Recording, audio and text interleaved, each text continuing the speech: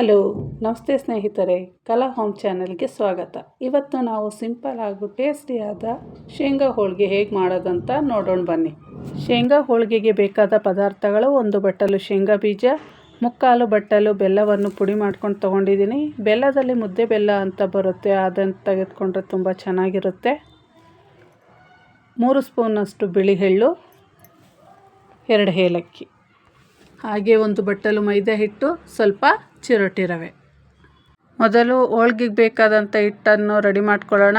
ಒಂದು ದೊಡ್ಡ ಬೌಲ್ಗೆ ಮೈದಾ ಹಿಟ್ಟು ಹಾಗೂ ಚಿರೋಟಿ ರವೆಯನ್ನು ಹಾಕಿ ಎರಡನ್ನೂ ಮಿಕ್ಸ್ ಮಾಡ್ಕೊಳ್ಳೋಣ.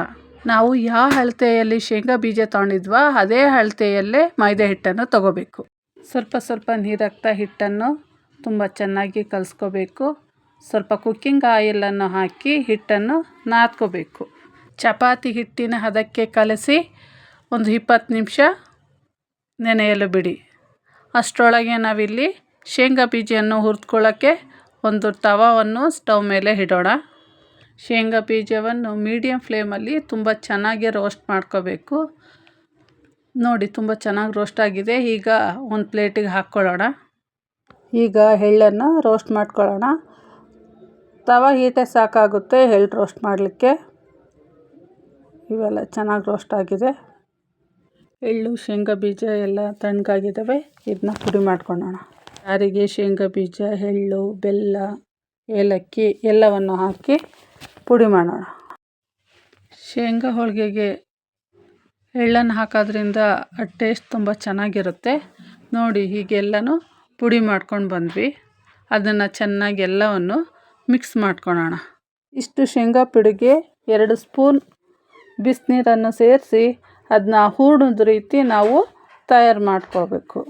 ಶೇಂಗಾದಲ್ಲಿ ಎಣ್ಣೆ ಅಂಶ ಇರೋದ್ರಿಂದ ಜಾಸ್ತಿ ನೀರು ಸೇರಿಸ್ಬಿಡಿ, ಅದು ತೆಳ್ಳಗಾಗೋ ಚಾನ್ಸಸ್ ಇರುತ್ತೆ. ನೋಡಿರಿ, ಇವಾಗ ಕರೆಕ್ಟ್ ಹದವಾಗಿದೆ. ಈ ಹದಕ್ಕಿರಬೇಕು ಹೂರ್ಣ. ನಾನು 1 ಟೀ ಕಪ್ಪಲ್ಲಿ ಬಿಸಿನೀರು ತಗೊಂಡಿದ್ದೆ. 2 ಸ್ಪೂನ್ ನೀರು ಖಾಲಿಯಾಗಿದೆ ಅಷ್ಟೆ. ಈಗ ಶೇಂಗಾ ಹೋಳಿಗೆ ಮಾಡೋದಕ್ಕೆ ಹಿಟ್ಟು ಹಾಗೂ ಹೂರ್ಣ ಎರಡೂ ರೆಡಿಯಾಗಿದೆ. ಈಗ ಉಂಡೆಗಳನ್ನು ಮಾಡಿಟ್ಕೊಳ್ಳೋಣ. ಹೂರ್ಣ ಮತ್ತು ಹಿಟ್ಟು ಎರಡೂ ಒಂದೇ ಗಾತ್ರದ ಉಂಡೆಗಳಾಗಿರಬೇಕು. ನಾನು ಉಂಡೆಗಳನ್ನೆಲ್ಲ ಒಂದೇ ಸರಿ ಮಾಡಿಟ್ಕೊತಿದ್ದೀನಿ. ಹೀಗೆ ಮಾಡಿದರೆ ಹೋಳಿಗೆನ ಬೇಗ ಮಾಡ್ಬೋದು.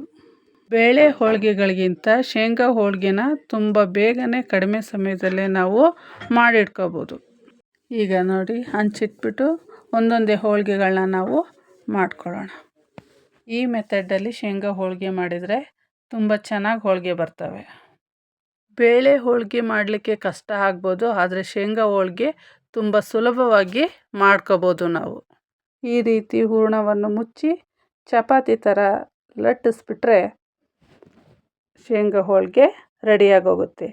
ಜಾಸ್ತಿ ಹಿಟ್ಟು ಹಾಕೋ ಅವಶ್ಯಕತೆ ಏನಿರೋದಿಲ್ಲ, ಸ್ವಲ್ಪ ಹಿಟ್ಟು ಹಾಕಿದರೆ ಸಾಕಾಗುತ್ತೆ.